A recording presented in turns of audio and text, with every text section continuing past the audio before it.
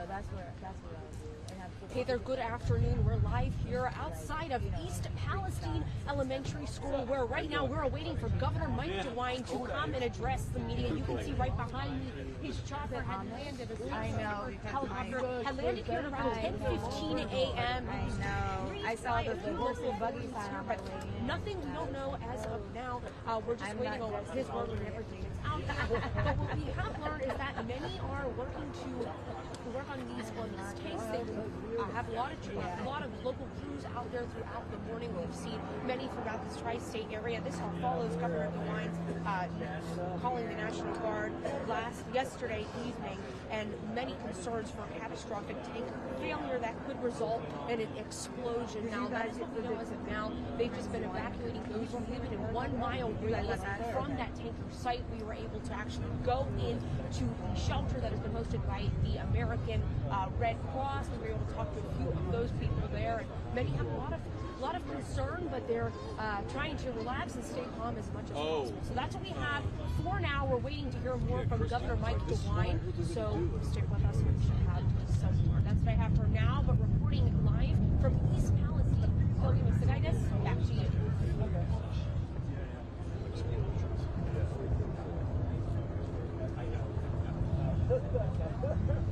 Thank you. Roger that.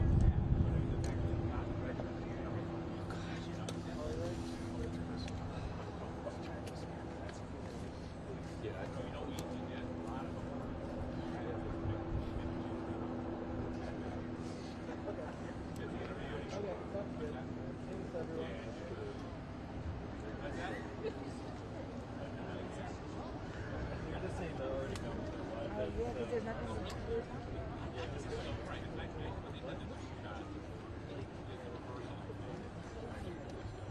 That's what I just saw a train trail. That's all I did. That's it. Okay.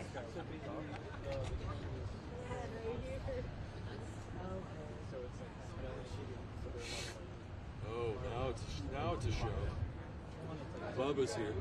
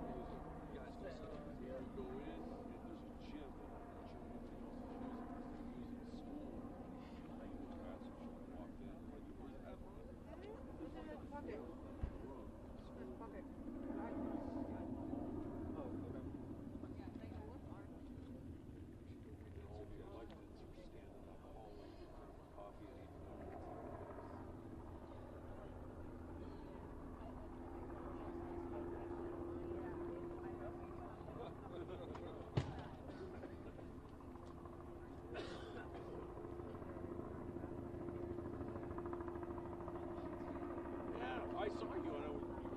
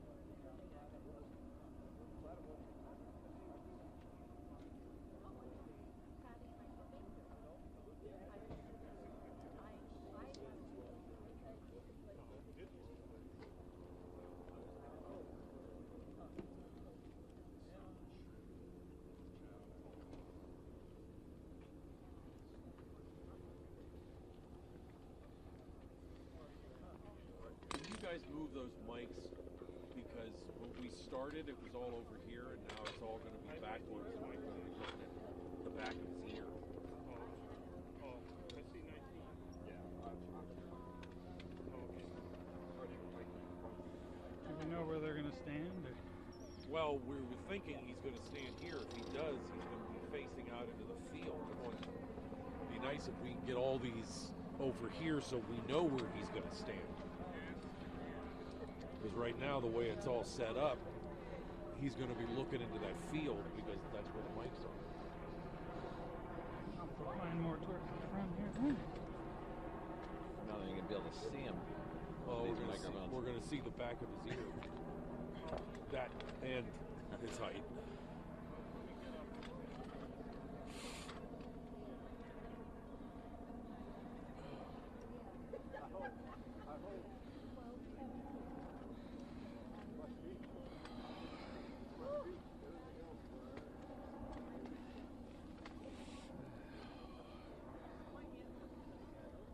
Hey Dave, can you cheat your mic over this way? Because otherwise we're all going to be looking at the side of his head.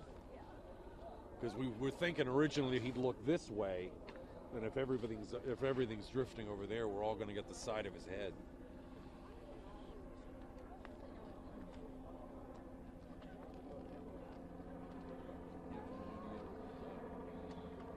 Is he inside the school? Yeah.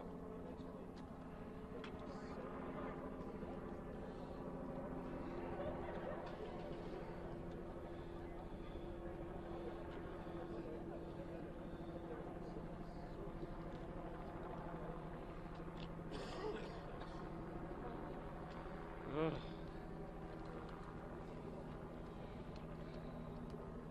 Is it okay if I touch you, Bob? That's fine.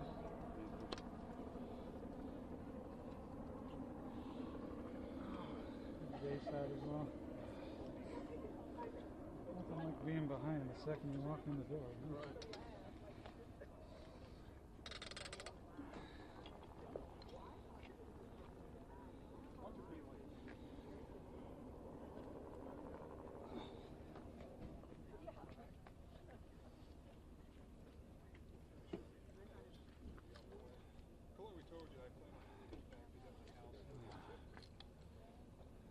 Oh, if they do that.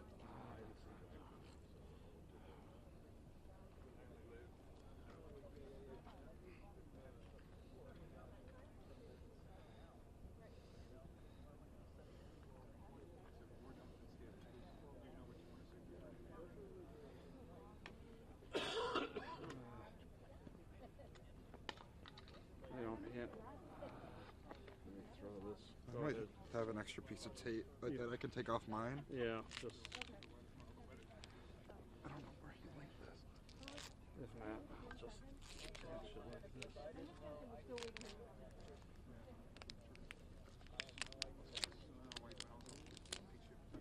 Perfect. Thank you.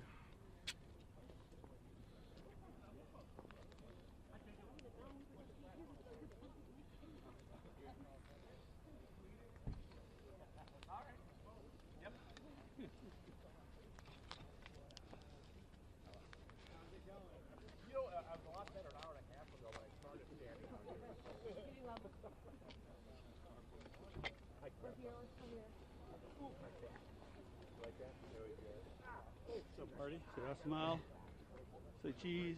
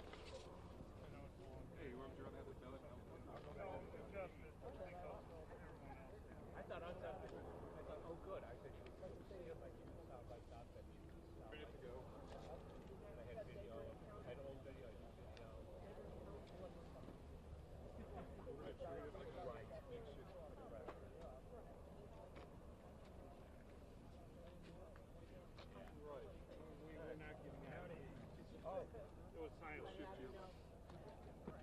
No, it was. There was no. Get ready. The only thing that is mine, I have it here. That's yours. I have one of your tables. Come right before I asked. Oh, sure, bro. You make it work. Well, I was down in the control room watching it. All we heard.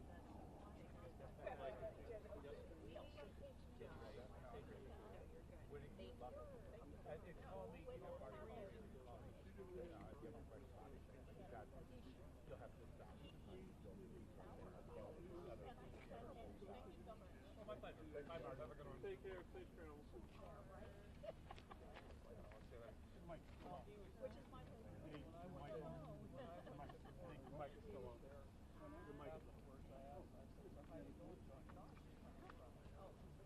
Hey, Bill, we are still awaiting Ohio Governor Mike DeWine to come address the media. We've been waiting here for about almost 2 hours as he had released the last night a release of Ohio National Guard and the state of evacuation for those who live in the 1 mile radius of the trail derailment. We're waiting for more, so stick with me. Sign up to continue to bring you some more updates. For now, reporting live from East Palestine, but we will tonight at News 9 midday.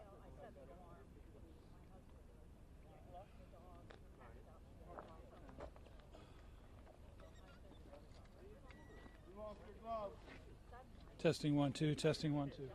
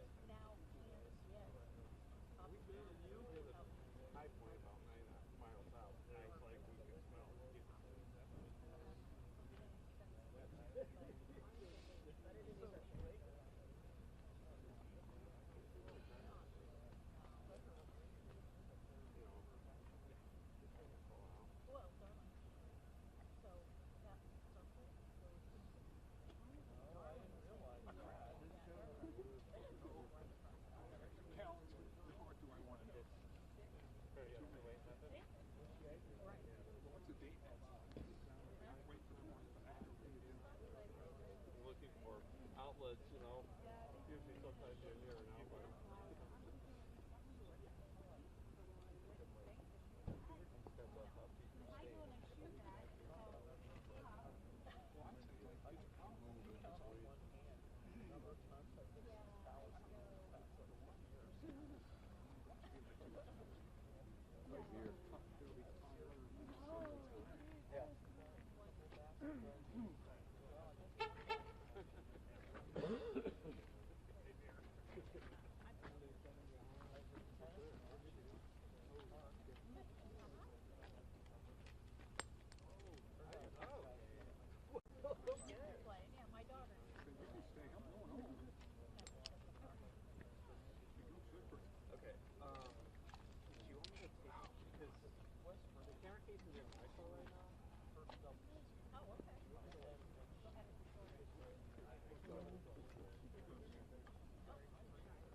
Probably gonna need another battery on the charger.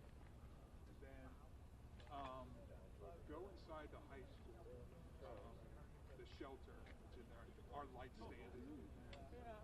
If you want to grab that, it's by the bleachers on the right hand side. It's on the by the bleachers on the right hand side. As soon as you walk into the shelter, you should see a light stand right there. Walk into like across the street and walk into the high school. Walk into like the main doors there on time. There's shelter on the glass door, and then as soon as you walk into the school, the shelter right in front of you. That opens. Like the Red Cross is in there, they just said open down this part.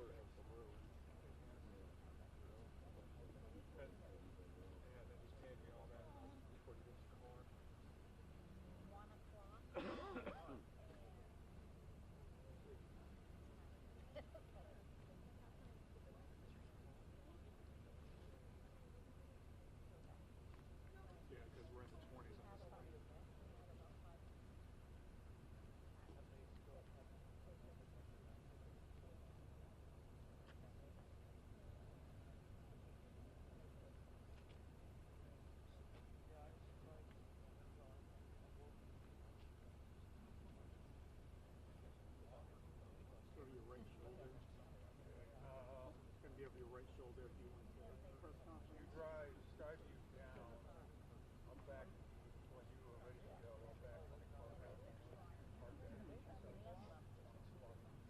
I recommend our back. She'll take 8 minutes station. Home.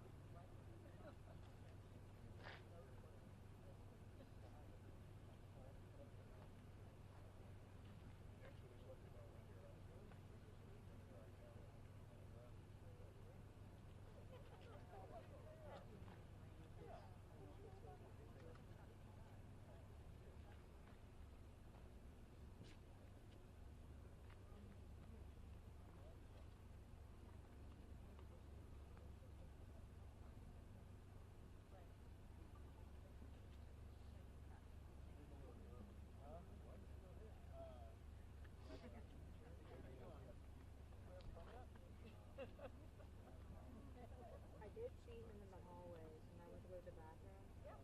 Yeah, so I think he was like giving like his last point when he come down. Yeah. This is ridiculous.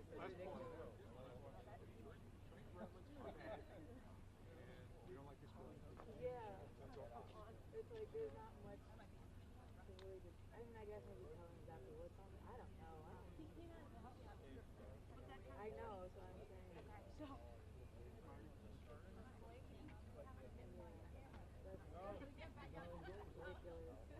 Ridiculous. I love your clothes.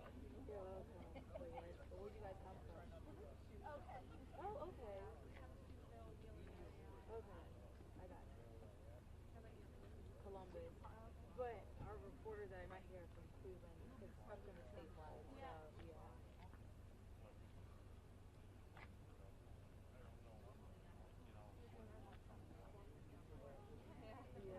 Office, Charleston. Yeah.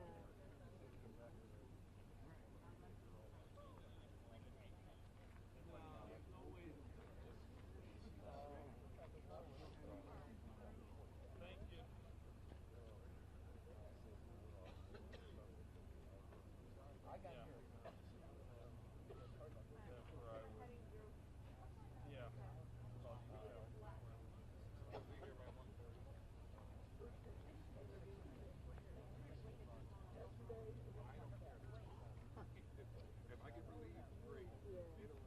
How did you guys get here?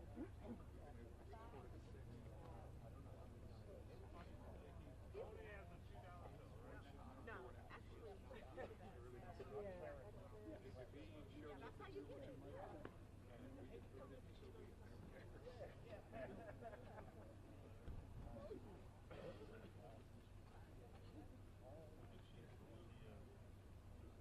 Email, but it's like 10 pages long.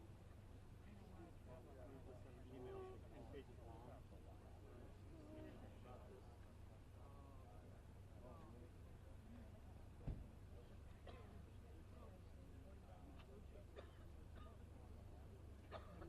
Maybe look at it afterwards.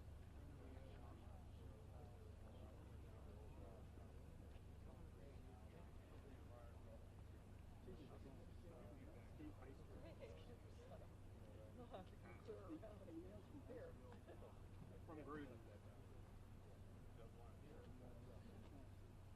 Oh, because he's all into trade. And you're from Pittsburgh? Oh, you're Cleveland.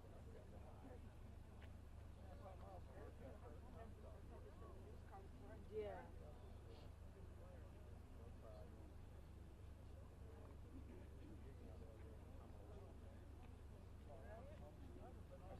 You guys went outside this whole time too? No, we were inside up until we were inside for a little bit. Once. Yeah, I got a phone call. Okay. It's only about that. You can report that, right? What? That train.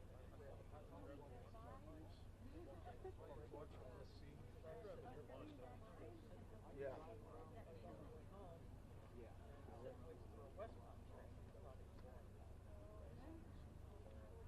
So that train may have already come through the Union before it got here. Unless they're watching.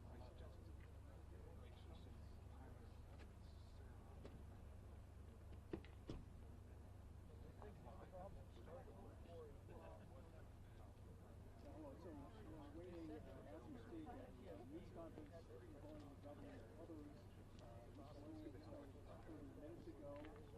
So we anticipate that this will happen at any time to give us an update of what's happening. Here's what we know. This train derailed late Friday, 140 some odd car train. 50 of those cars derailed, and what authorities have shared with us is that 20 of those cars were known to have been hauling hazardous materials. So the NTSB in charge of this investigation here, although this has involved state, local, and federal authorities from local authorities from throughout Ohio, there was still a smoldering fire at the scene this morning, and so out of an abundance of caution, concerned that something might happen to one or more of those cars, and there's been an evacuation of 1 mile of radius around that crash where there was a huge fire over the weekend. Most of that fire has been contained. The NTSB would love to get in there and try to start analyzing what happened and how this happened. Good news is we know no injuries. There's a few crew on the locomotive. They are fine. They're cooperating with federal authorities. There are no reports of injuries of residents in the area. We understand that the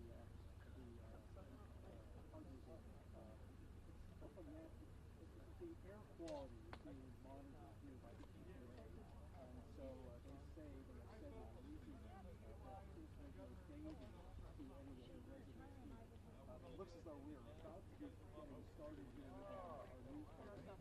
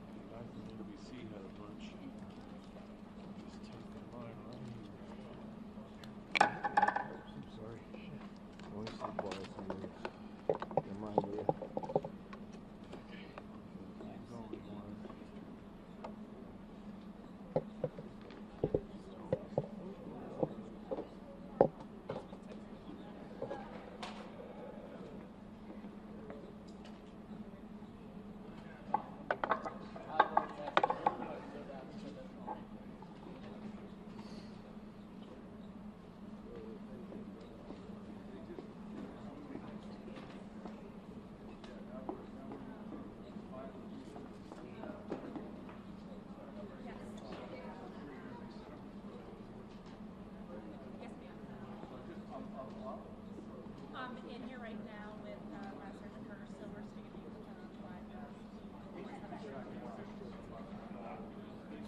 Okay, we're right up front. You can't miss me.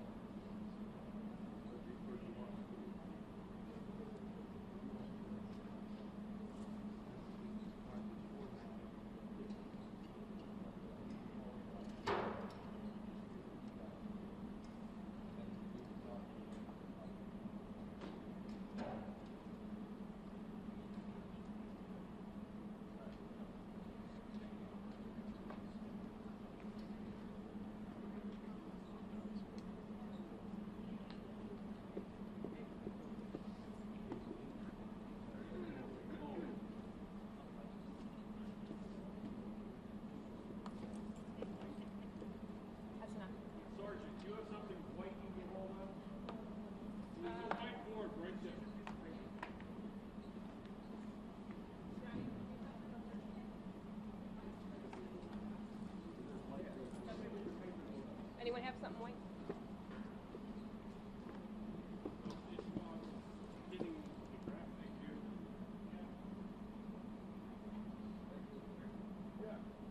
Everyone good?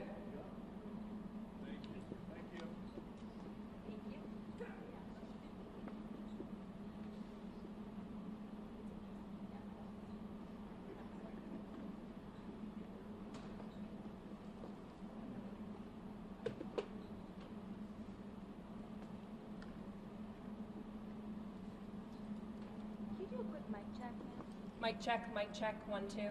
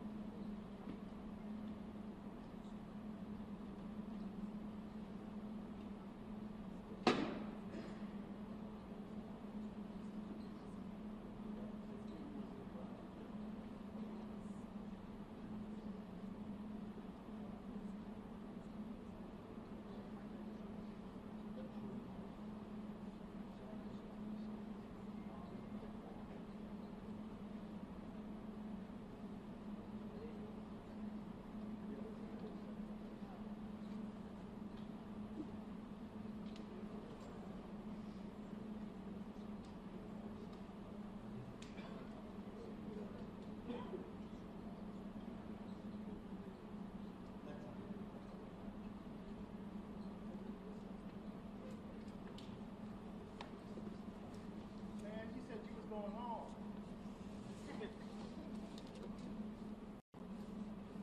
Oh, you staying for more overtime. Is that 54, 55 hours now? Just about. Yeah, hey. Oh yeah, you got that wedding to plan. Here's the pay for it.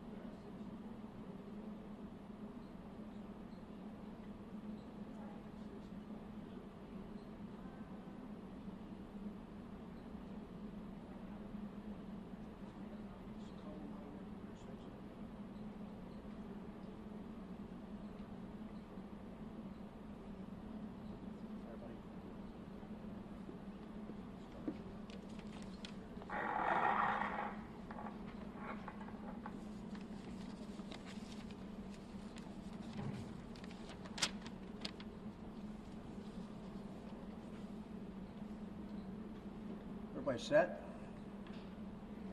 Everybody good?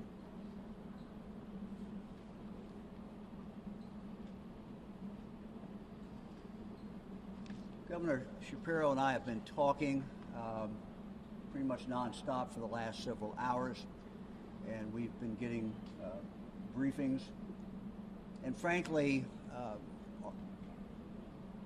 are in a position where we had to weigh different risks with no great choices. there's a concern, the railroad has a serious concern which they can express to you about an explosion with one or more of these cars. They describe an explosion as potentially catastrophic. We are weighing that and have been weighing that potential versus a controlled release. And they will explain to you in a moment what a controlled release is. We've decided that that controlled release will occur today at 3:30. We're urging everyone in this area, actually ordering them to leave. We are again sending out the Ohio State Highway Patrol, sheriffs, and other law enforcement to this area. And they have already gone through there at least once. They were through this area last night, urging people to leave. The work, going back for a moment, the work that was done last night resulted in the bigger area of about close to 100 people actually deciding to leave after they were contacted last night. Let me read the statement that I think summarizes what is going on. Following new modeling information conducted this morning by the Ohio National Guard. And let me just add that we have been in consultation with the Defense Department. We've also been in consultation with the manufacturer of the product. So following new modeling information conducted this morning by the Ohio National Guard, Ohio Governor Mike DeWine and Pennsylvania Governor Josh Shapiro are ordering an immediate evacuation in a 1 mile by 2 mile area surrounding East Palestine, which includes both Ohio and Pennsylvania. If you'll look over here,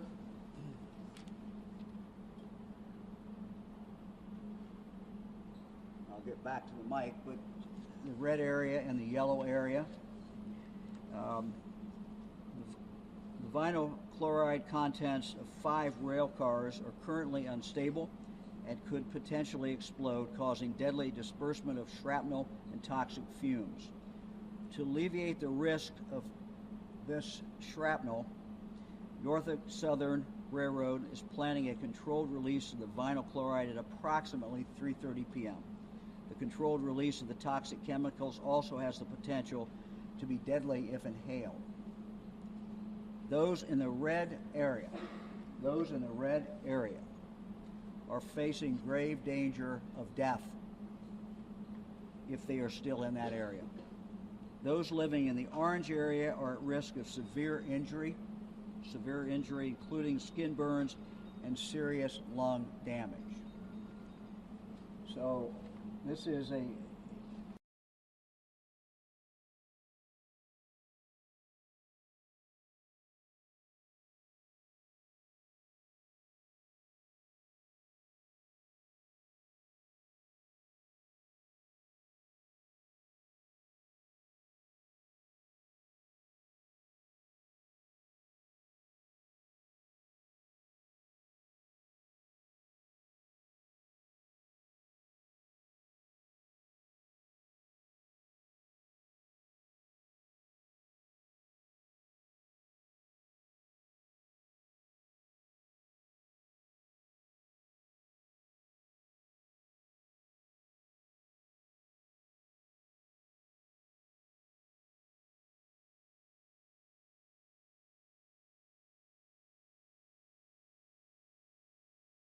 these models. This is based on very conservative sort of metrics to best evaluate public safety and ensure that those in this affected area are best taken care of.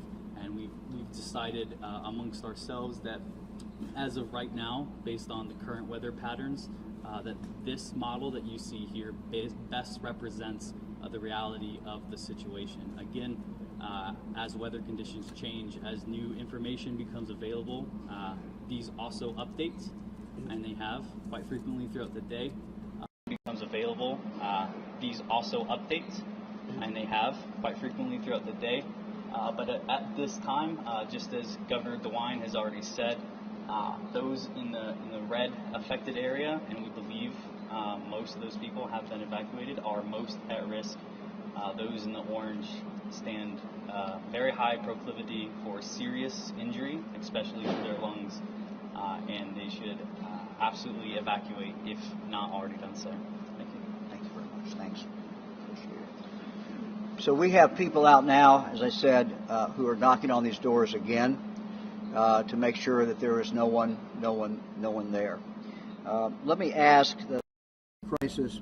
I'm going to ask him to describe exactly where this area is. And Chief, the mics are here. The map is there, so they can only hear you if you stay by the mics. Yes, sir. All right. As you can see, the area affected is at the easternmost part of our village. The streets in question that we're concerned about that they are out canvassing once again include, but not exactly limited to, Parker, South Pleasant, the BFI Access Road, Taggart Street, North Pleasant Drive, Failer Road, and East Martin east of Pleasant. Again, we are canvassing these streets once again to try and ensure that everybody gets out of here, as we've been stressing the evacuations since the inception of this incident. Can you tell them anything about the Pennsylvania side? The Pennsylvania side, we're working close with Pennsylvania as well. They're deploying their units to go back and do another sweep of that area again to cover their residents within this zone. We've been in contact with them. We're working very closely with them, making sure they have what they need to facilitate that as well. Can you give any Chief? Can you give any kind of description though of the Pennsylvania side? From my understanding, the Pennsylvania side, there are limited residents there. It is mostly a wooded area, a lot of some game lands within that portion. Very few homes, limited residents. We feel pretty confident that they're able to get in there and get those. Okay. Thanks, Chief. Thank you, sir. Appreciate it very much. Let me now ask Scott Deutsch to come up from Norfolk Southern Railroad. He's going to talk a little bit about what this controlled release actually consists of. Thank you, Governor. The process that we're going to do today, we're going to place a small shape charge. It's going to create a hole about 2.5 to 3 inches in the tank car. This will allow the material to come out of the tank car. It'll go into a pit and trench that we have dug and set up for this operation. Inside that trench will be flares lining that trench that then will light off the material. We're doing this so that we control this tank car that we have concerns with, these tank cars. This allows us to control that operation and not have the car react and do it itself. So that's what we're going to be doing later on today. And if you just stay up for a minute, the length of the release, how long does that take? Based on the amount of material in there, it could burn anywhere from 1 hour to 3 hours. It all depends how much is left from the initial fires. So that's what we're looking at. And can you also talk about the imperative of doing this during the day? Yes, sir. Because that was part of the rationale of the decision. Yeah. Part of the decision-making process that we followed was if the car started to react again, the cars, I keep saying car, if they started to react on their own again, we can't control that time of day when that would occur. That would in turn, we'd have to worry about an inversion and other things weather-related. Okay, so we want to do it in the daylight, close to, prior to sunset as possible. That's our plan right now. You want to talk for a moment also about the danger if the release is not done and what your concern is. So, if you had an inversion occur, it will hold down the products of combustion that would normally go up into the atmosphere.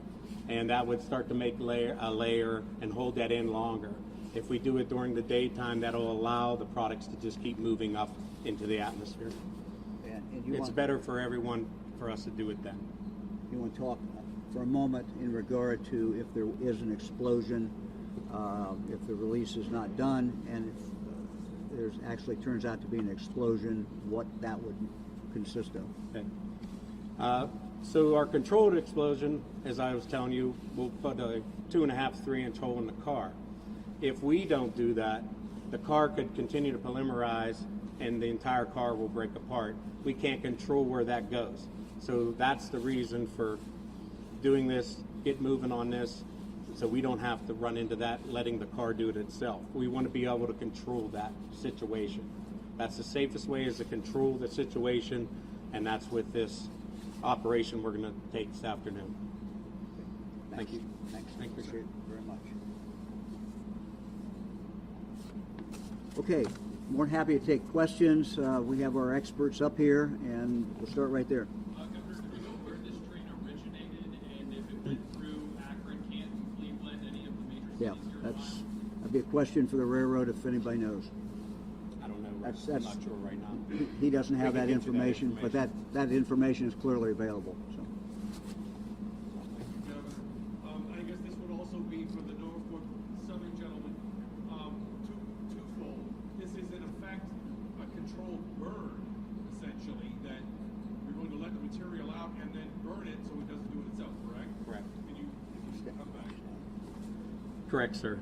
The other question we had, we've seen doorbell camera video prior to the explosion Friday night that showed one of the axles, at least on one of the trucks of those tankers, seemingly on fire. Did the train pass over any warning mechanisms that would have allowed the engineers to know we have a problem further behind us? I personally cannot comment on that because the NTSB has that investigation. They're controlling all that information. What are the long-term effects of this explosion and just the derailment in general? There's residents that are concerned about losing dead fish and worried about their water wells and aquifers now and in the future. So what do you have to tell concerned residents and what precautions can be taken? Yeah, let me ask James Justice to come up with the U.S. EPA. He'll talk for a moment about the air issue, air quality issue, and I believe we also have someone here who can, from EPA. You want to come on up and talk about the water, James? Thank you, Governor. Thank you. I'll speak briefly about the air monitoring, and then my partner, colleague from Ohio EPA will speak more to your question about water quality. We've been working in conjunction with each other throughout the incident to support the incident commander of the fire department, and also in conjunction with consultants from Norfolk Southern. And Governor DeWine was fortunate to bring and activate the National Guard and the civil support team to assist in the continued air monitoring efforts. So far, the air monitoring has been, we haven't detected any sustained readings that would be a health effect. I know that's a little bit surprising given the smoke and the plume, but as the atmosphere, the smoke has been burning and going up, and we have been targeting a lot of the main contaminants of concern, and we have real-time monitoring that can detect most of the chemicals of concern. We're backing that up with analytical results that we would get back from the laboratory, and we're going to continue to do that throughout this process, this controlled burn, if you will, based on the model as Sergeant Major indicated. Things can change, and so we'll monitor throughout this to make sure if there are any changes based on air monitoring, we can make other decisions and react quickly to those changes. And I'll let me ask you a question. Yes, as people look at this modeling, and maybe somebody else can answer this as well, but if weather does change, let's say weather changes during the process of this release, is there another zone out there that people should be concerned about? I don't know who can take it. I'll take it. Take that. Right, as I said earlier, as any kind of conditions change, especially weather, wind direction, precipitation, we will constantly reassess and revise what you see here on this model. Again, this is already an extremely conservative model, and we have a fairly significant, like a high degree of confidence in it. But to answer your question, Governor, any new information that we get, and we're working closely with Defense Threat Reduction Agency and the EPA, we will continue to revise. I noticed that on this, we have another line out here. You want to talk about that? Roger. The black line that you see is what we call the area of concern, which is typically no more than a shelter in place or an absolute worst case estimate of potential. That is, in effect, your buffer zone, your wiggle room of what this model dictates, given the many variables that go into it. Yes. Yes. Even with this, you say it's a conservative estimate, but even with this controlled burn and this controlled release, can you explain a little bit more about exactly what toxins will be released in the air, and also how soon after you started will you know that this operation has been successful? So specifically, the tanks we're concerned with right now are filled with vinyl chloride. The burning of those is going to create two byproducts that we're primarily concerned with. One is phosgene, and the other would be hydrogen chloride. There should be an extremely small amount of phosgene actually produced. And again, we've been working closely with the toxicologists and EPA to confirm that our math is right. Anytime something changes, we reassess and re-advise. But those are the two primary chemicals of concern right now. And again, how soon after you started the operation do you think you'll know if it's worked or not? That's a different question. I'll let you take that. That'll all be determined by the fire, the amount of material flowing through the trenches to the fire. Once the material ceases to come out of the car, then we would know that we've completed the operation. So it's not, let me add something. So and you can correct me now on this, but according to Norfolk Southern, they believe that you potentially have two cars that are completely full. You have three other cars that are half or less, I think is how you, your team, is that correct? Mm-hmm. Yes. So that went into the calculation as well. I do want to get the water in here, though, because we had a question about air and water. Thank you, Governor. Kurt Kohler with the Ohio EPA's Office of Emergency Response. Kind of following up with the information from yesterday, we knew at the onset of this incident there was impact to Sulphur Creek and waters of the state of Ohio. Since that point in time, we have been able to successfully control that runoff and contain the water and either treat it in place along with a robust sampling program for the water quality and we continue to expand that, and that will continue throughout this operation. As those results are coming in, we are having experts in the field look at that and evaluate that and give us feedback. The impact of the fish, yes, there was a impact to those. However, the levels as we have seen it are protective to groundwater. We are aware there are some wells along that for residential wells. We are awaiting those results and looking at those well logs and help those citizens evaluate issues on that. As far as the city's well field, to date, that is still protected. There is nothing to indicate a threat to the well field. Long-term plans, as the cleanup and recovery of the rail goes, we'll coincide with the company, Norfolk Southern, and their consultants to do a proper and thorough evaluation of the nature and extent of contamination that remains. That could then be evaluated for the long-term options for cleanup to ensure that we don't have a leaching effect in the groundwater that would pose a long-term threat. Let me ask a question. If I live where I have my own well, at this point, would you recommend people drink the water? What do we know? Because those have not been tested. Groundwater wells are designed to not take in, we don't have surface water intakes, nor are your wells at your home. So by design, they're protected away from the surface water or any material that would be deposited in the train rail accident. The groundwater, yes, they have a capture zone, either in the large well fields for the city or your small one. There is a delay. These are years in times of travel. Again, this is something we'll look at. How deep is the contamination? It'll be not just horizontal, but depth, so that we can make sound decisions based on the information gathered during the investigation. I will add, there was an options for the smoke of knockdown with water. That was ruled against because then we would be delivering additional contamination into an area that could have greater risk. In this case, the dilution airborne is a better choice. Governor Mary Ann from the Morning Journal. Can you go over again where the area is that people are supposed to evacuate and where they are supposed to shelter in place? Because that looks a little bigger than what they before. Yeah. Yeah, again, I mean, the new information, of course, is what we have given you. I think what should get everyone's attention is the description of if you're in the red area or if you're in the yellow area, what the threat is. And so that is it's a very, very serious thing.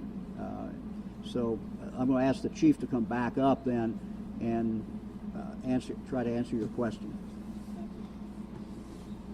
So sorry, Governor. The majority of this in the red and the back side of the yellow is still well within that 1 mile radius that we established at the beginning of this. Where this changed was when we looked at those plume model, the models that they generated based on this controlled release. At that point, that's where we had that extension because of the wind and the weather going into Beaver County, Pennsylvania, and we've been working in conjunction with them from the onset of this incident. They have been well aware throughout the entire thing, and the minute that we had these models, they were here, we already had things in place and started that process moving. Okay. Do you know how many people approximately are left in this yellow area versus the red guesstimate? Yeah. 20 households in Pennsylvania. And the numbers that are given to me as we did this was a total, basically a total of potentially 30 people. What do you think will return back to their homes? I don't think we know that yet. Governor, can you, just to clarify, you said that there are 2 vinyl chloride for concern. There are 2 cars filled with it, and another 3 that are half filled with it. How much material are we talking about in terms of gallons or pounds? Right. Let me see if you do the somebody here's got the capacity. Anybody from the you? Just give me your name. My name's Lieutenant Farmer with the 52nd CST. So a full tank car had approximately 177,000 pounds. Got that? Nobody knows. If anybody wants to give any information, but we don't know that. So it's not going to be immediate. It's not going to be quickly. How are you going to get them out of their houses by 3:30, especially if they say they don't want to leave? We have no knowledge that anybody's left, but we did not want to take any chances.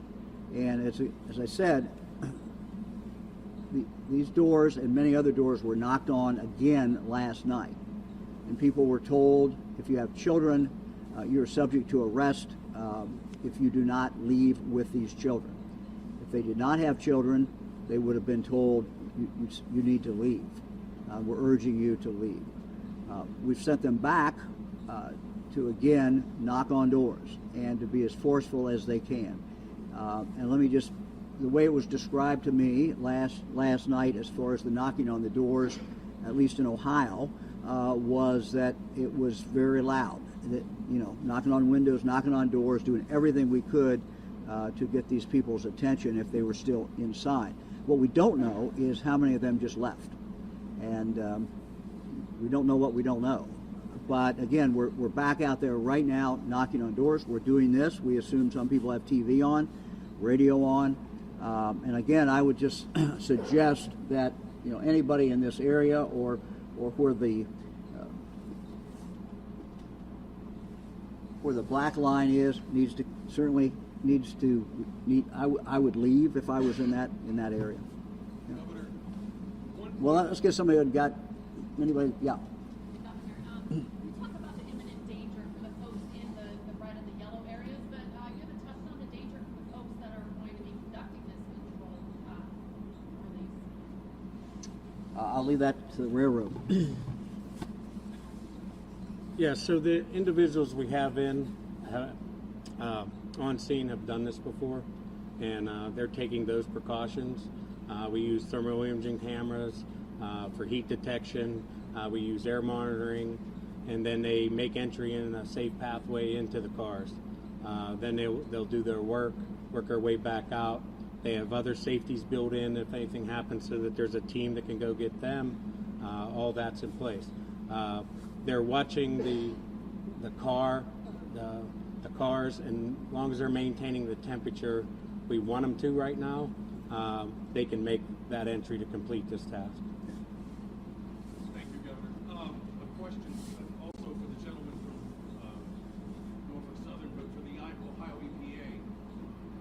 We've heard a lot of stories of fish kill in the area that are being blamed, correctly or incorrectly, on this. What will be the effect of the controlled release on wildlife in this surrounding area that might be affected? And to the Norfolk Southern gentleman, will you do a controlled release on all 5 of the cars that you're talking about, or is there one that's more than Why don't you take that first? You want the first one? Again, the missions of the EPAs are to protect public health and the environment. We are aware that wildlife may be in the area, and I don't know if there's methods. We do have the Ohio Department of Natural Resources who could probably reach out to the Pennsylvania Game Commission, that there might be ways that we could reduce or eliminate animals that might be in that area. So the area where the actual pit is dug is on railroad property, and it's in the trench right along the tracks in that area there. So the material will flow into there. The fire will be generally just in that area. So all 5 cars will have to be Yes. Yes. Well, let me stop a minute. I want to get a little bit into Pennsylvania and Beaver County. You want to go first? Thank you. Good afternoon. My name is Commissioner Daniel Camp, Beaver County Commissioner, along with Commissioner Tony Amadeo and Director Eric Brewer. On Pennsylvania's side, we are working with our EMC in Darlington Township, where you see the yellow and red model, which will cover the only township in Beaver County. That township has been evacuated. As the governor said earlier, we have 20 households in that area. We are working with the EMC coordinator, our local police department, to revisit those houses to urge all residents in Beaver County. That will be 3 roads: East Palestine Road, Taggart Road, and the top port of North State Line. So we are urging our residents to leave as soon as possible, and we will continue to work with Columbiana County EMA in the state of Ohio to get these people back into their house as soon as possible. Now, again, just to reiterate, in Beaver County, we're still into the 1 mile recommended evacuation zone. Most of those residents were out last night, so there's not a big change for us. We're just going back. The local and state police are going door to door to reinforce that recommended evacuation. Who else?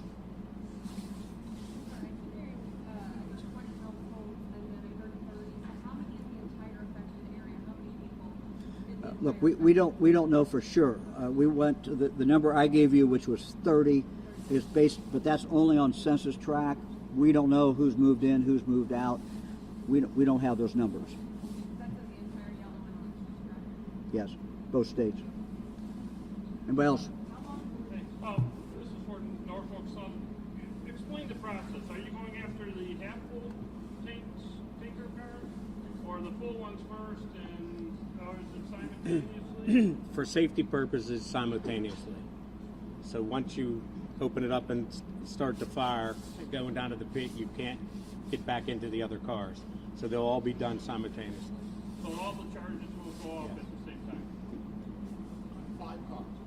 Yes. Can you explain why this threat was elevated around 48 hours after the train derailed? Why the evacuations came out on late Sunday night? Why the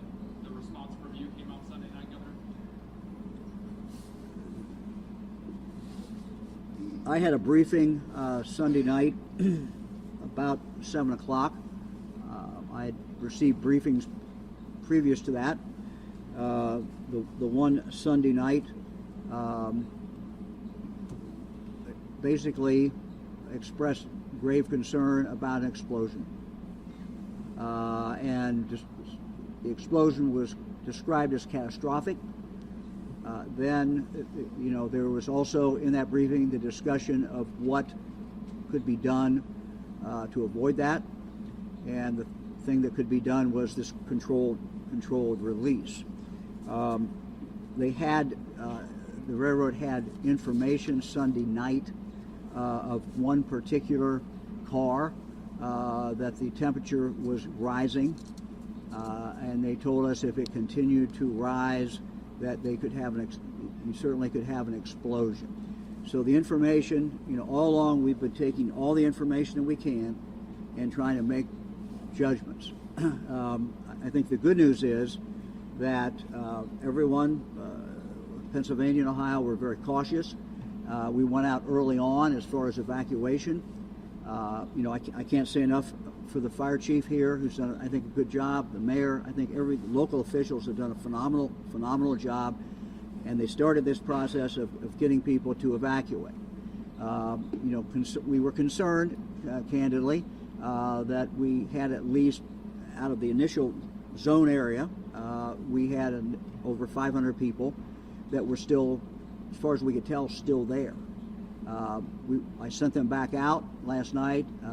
I activated the Ohio National Guard to come in, and to do traffic and sealing off areas. The Highway Patrol participated in going door to door, and we believe that close to 100 people left because of that going door to door. So it's been we've been cautious all the way through, but the new information last night, upped it, our concern, and certainly my concern, a great deal.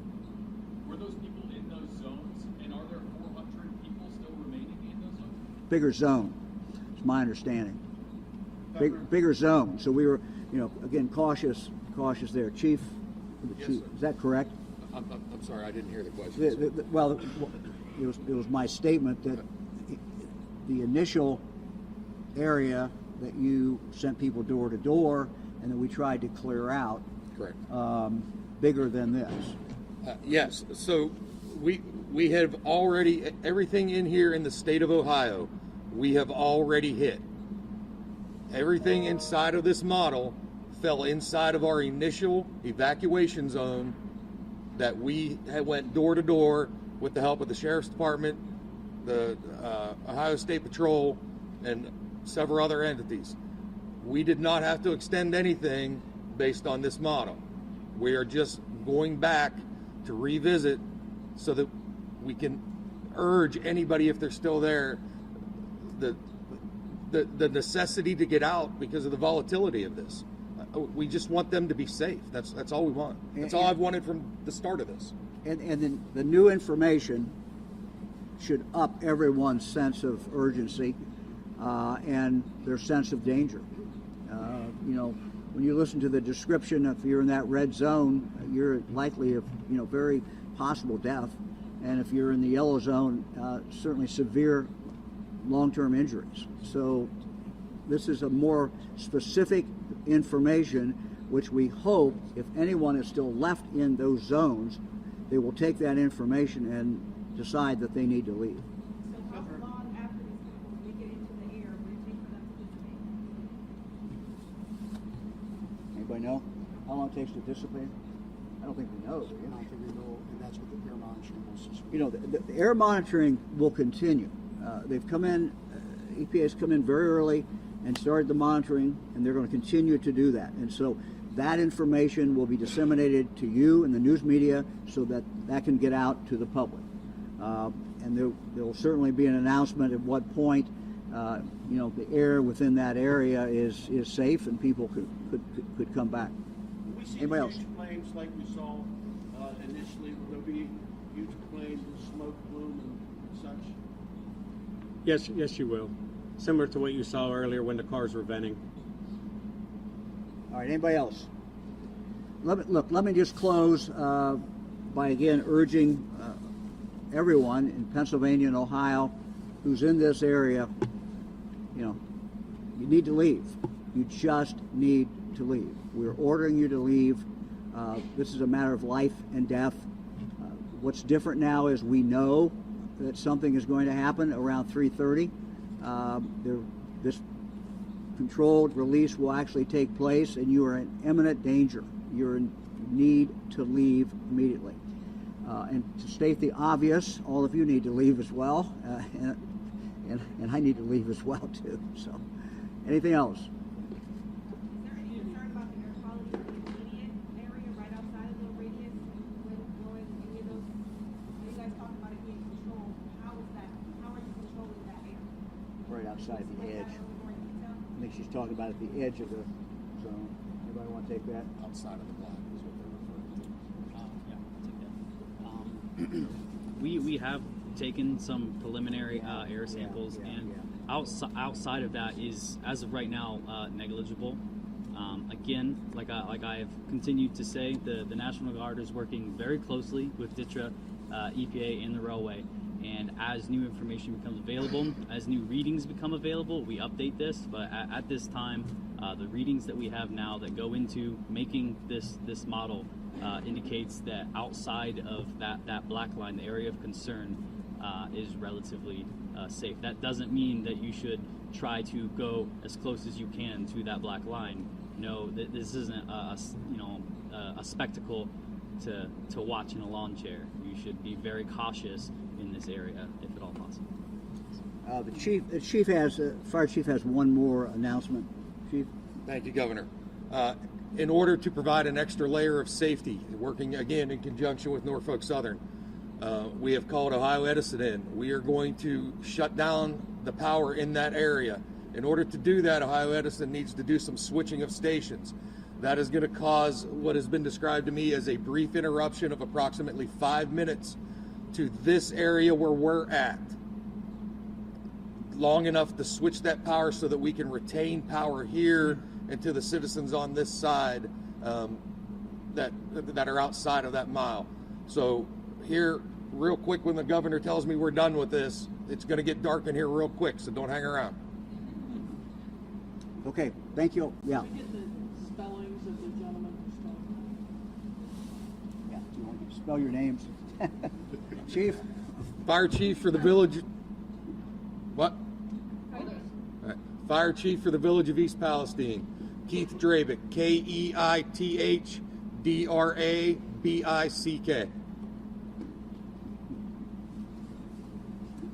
Master Sergeant David Hurst, DAVIDHURST, part of the 52nd Civil Support Team, Ohio National Guard. Scott Deutsch, Norfolk Southern, DEUTSCH.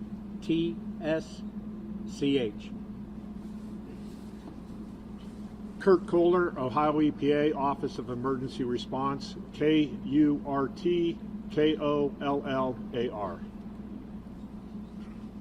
James Justice, on-scene coordinator with the U.S. Environmental Protection Agency, JAMESJUSTICE. Daniel Camp, Beaver County Commissioner, Pennsylvania, DANIELCAMP.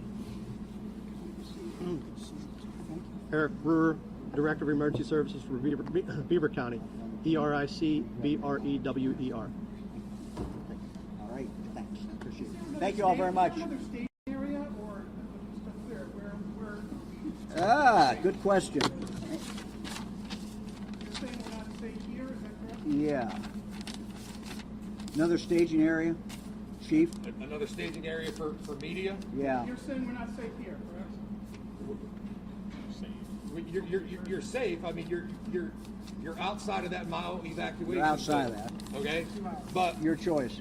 Your choice. But I need you out of here for safety reasons. I don't want this power to go out and you guys to walk and trip. So I'm going to give you about 4 minutes to gather your equipment and get to the outside. Thank you. Yes, ma'am.